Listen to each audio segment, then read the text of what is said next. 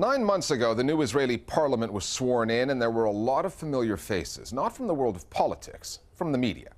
Roughly 1 out of 10 members of the Knesset are former journalists. And we're not talking about mere backbenchers. The leader of the country's second most popular party is Yair Lapid, and the leader of the Labour Party is Shelley Yachimovich. Both came out of the studios of Channel 2. Having made their careers scrutinizing the nation's politicians, more and more journalists are, with the help of voters, infiltrating the Knesset.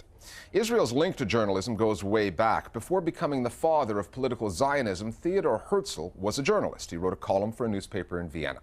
And by the 1950s, much of the Israeli press was dominated by party-owned newspapers, with many members of the Knesset doubling as full-time writers.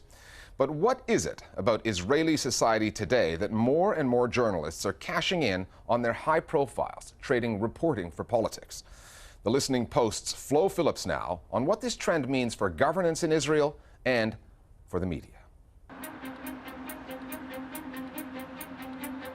Throughout Israel's relatively short history, media and politics have been closely intertwined. Perhaps never more so than in the current crop of journalists turned politicians sworn into the 19th Knesset. A bunch of polished MKs who have applied the well-honed communication skills they learned in the field of journalism to another field, politics. There used to be generals in the Knesset, then lawyers, and now journalists. I think it has to do a lot about the change in Israeli society. These elections are like the like elections. You either like the candidate or you don't. It wasn't about parties. It was, will I vote for Yair Lapid or will I vote for Shelley Yachimovich? The parties were out. The changes that took place are in two ways. One, in the political realm, where parties became less important. And what happened in the last 10 years is that this objective, independent media has changed its nature. And the Israeli journalists became very much opinionated, like the Americans, like Fox and MSNBC. So they do put forward their positions, and suddenly you realize that these are not neutral professionals, but politicians in different costume.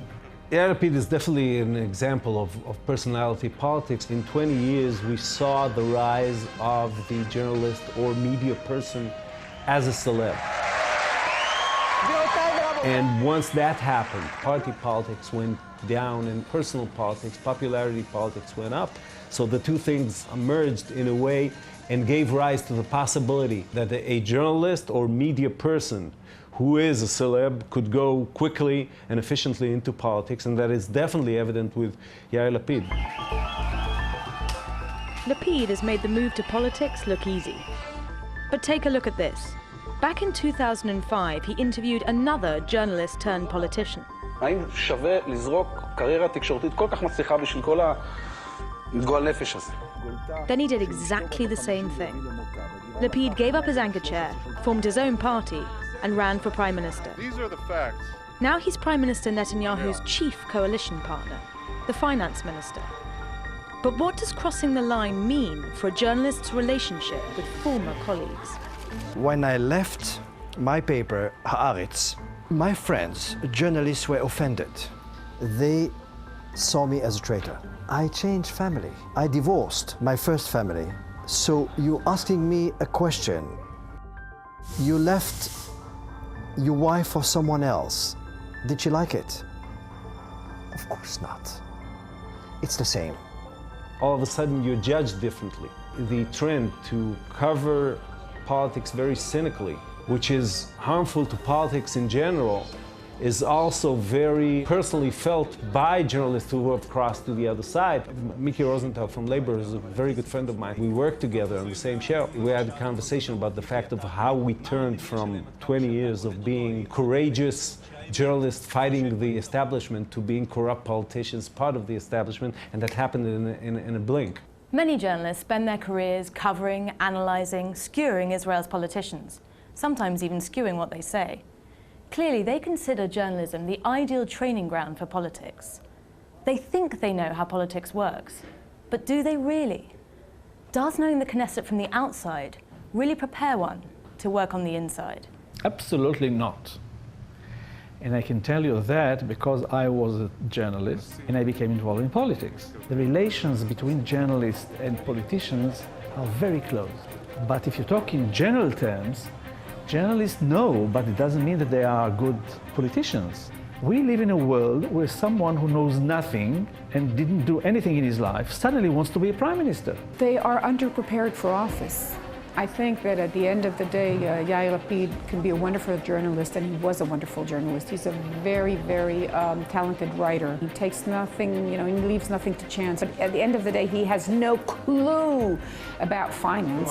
It's moving from being a spectator to being an actor. I have written extensively for 25 years. I thought, maybe naively, that by moving to the action, I would change the face of Israel, which turned out to be wrong.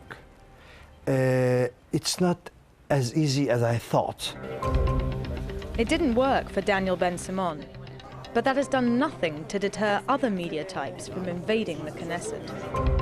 Israel's a country with mandatory military service, where one's record in the army traditionally paved the path to parliament. But that's changing, partly because ex-military personnel must now stay out of politics for 3 years, an obligatory cooling-off period. When some MKs tried to pass a similar bill for journalists, it was rejected. The line between politics and journalism is becoming increasingly blurred, and as more and more people cross it, the fourth estate in Israel is facing questions on its role as a check on power. When Sheli Yachimowicz interviewed Amir Peretz, who was then the head of labor, in 2006, and about 2 months later, he welcomed her into the Labour Party.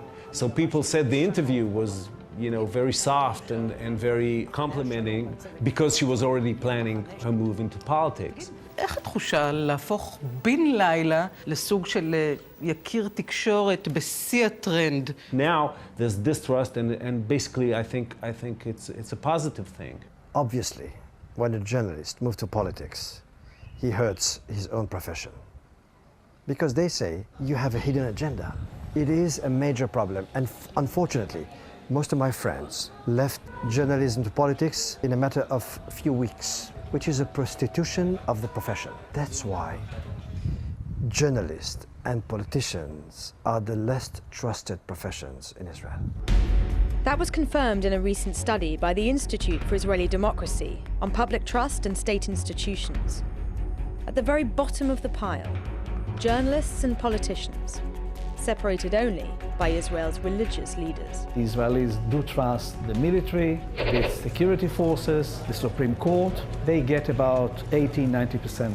And the media, the Knesset, the parties, they get about 20, 25, 30%. So the Israelis don't trust the media and they don't trust politicians. Perhaps that's because today's journalists tend to become tomorrow's politicians.